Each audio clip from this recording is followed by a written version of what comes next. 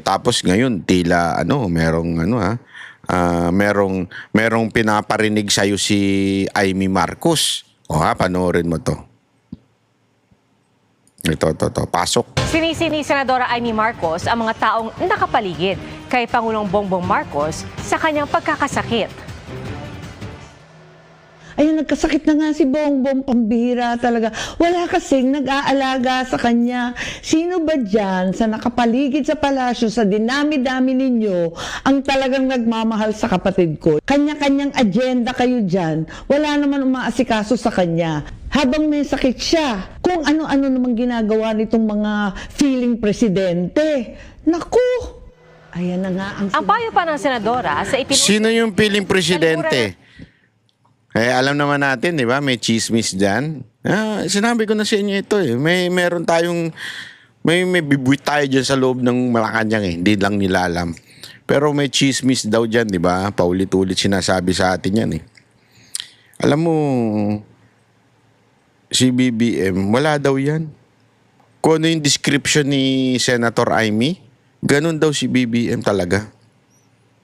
Yung gigis, daw ewan ko kung totoo.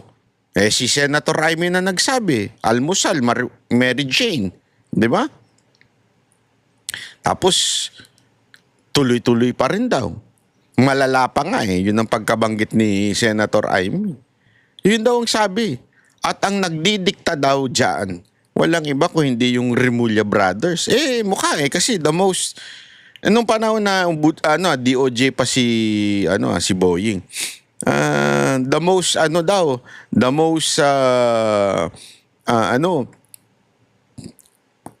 influential pagdating sa Malacanang, walang iba kung hindi yung Remulla Brothers. Sila daw nagdidikta ng kwento, sila daw ang parang pinakikinggan, kung ano daw sabihin nila, yun ang nasusunod. Di ba? Parang ang dati may papel pa yung executive secretary nung panahon ni Duterte. Ngayon, parang wala na eh. Parang hindi mo na alam eh. Kung may ginagawa pa ba eh. Pangulo ang lahat ng nakapaligid sa kanya sa palasyo na anyay mga panggulo lamang. Inanunsyo ng Malacanang na na-ospital si Pangulong Marcos itong Miyerkules dahil sa diverticulitis o pamamaga ng bahagi ng large intestine. Tugon naman ni Palace Press Officer Undersecretary Claire Castro kay Senadora Amy, huwag gawing biro ang kalusugan ng Pangulo. Hindi rin daw dapat maging komedyante o payaso sa pagbibigay ng payo.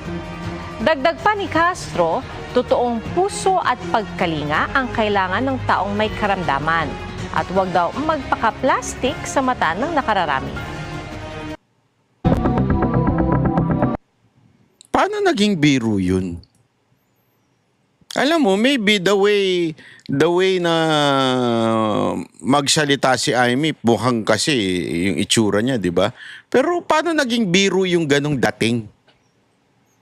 I don't think nagbibiro siya eh. Honestly seryoso siya sa pagkomento na alagaan nyo naman yung ading ko.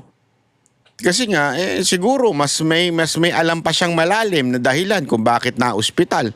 Ayaw lang niya sabihin. Alam mo naman si Amy, it takes time bago niya masabi kung ano yung dapat niya sabihin eh. Pero, alam mo yun, mukhang ganun eh. Sana, etong si Claire Castro manahimik na lang. Huwag ka na mangialam. Hindi, totoo lang Claire Castro, huwag ka na mangialam. Pag-usapan na magkapatid. Kung ako ikaw, ako sabi ko sa inyo, kung ako yon, meron kaming usapan ng kapatid ko, meron kaming hindi pagkakasundo at may mangingialam, sampaling ko. Honestly. Usapang magkapatid to, huwag kang pakialamero, huwag kang pumapasok, wala kang alam. Ganunin ko eh. Kung ako yun I mean, kung meron kaming problema ng kapatid ko sa isa't isa, kunwari, binabanatan ko siya o kaya naman, binabanatan niya ako. Tapos, nagtatalo kami, tapos bigla may eksena sa amin. Aba, yari sa akin yung kaya, yung si Claire, yung sinabi ni Amy, out of family matter yun. Ibig sabihin, Sinasabi lang niya, wag niyo namang pabayaan yung kapatid ko. Yung mga nagpipiling presidente dyan sa pali-paligid. Huwag niyo naman pabayaan. Hindi, kaya wag kang sumali. Hindi naman ka ikaw yun. Ikaw ba yun? Baka naman ikaw yung nagpipiling presidente. Unless ikaw yung nagpipiling presidente, kaya ka umihirit ng gayan. Di ba? Ay nako, si Claire talaga sablay ka.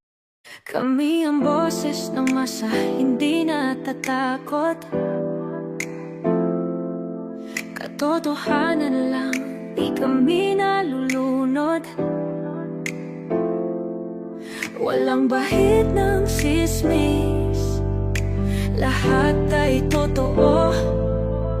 Kahit sino ka pa, pag mali ka babanatan ka.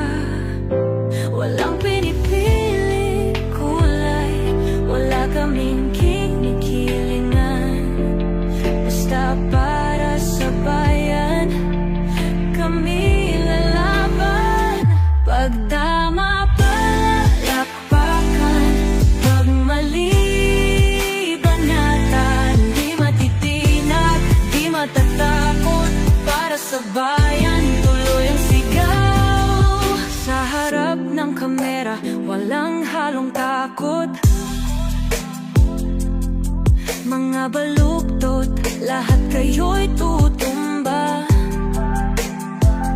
Ang hustisya at totoo, yun lang ang mahalaga.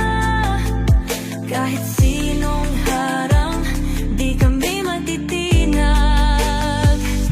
Walang pinipiling kulay, wala kaming kinikilingan.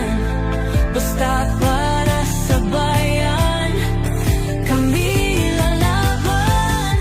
Pag tama palakpakan, pag mali banatan. Di matitinag, di matatakot, para sa bayan tuloy ang sigaw.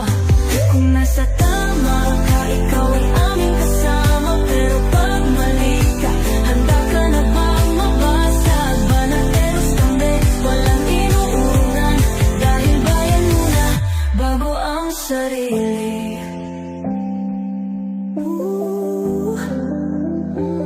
Bago ang sarili.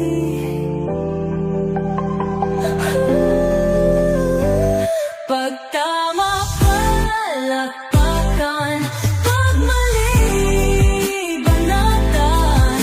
Banateros ang sigaw, katotohanan ang laban.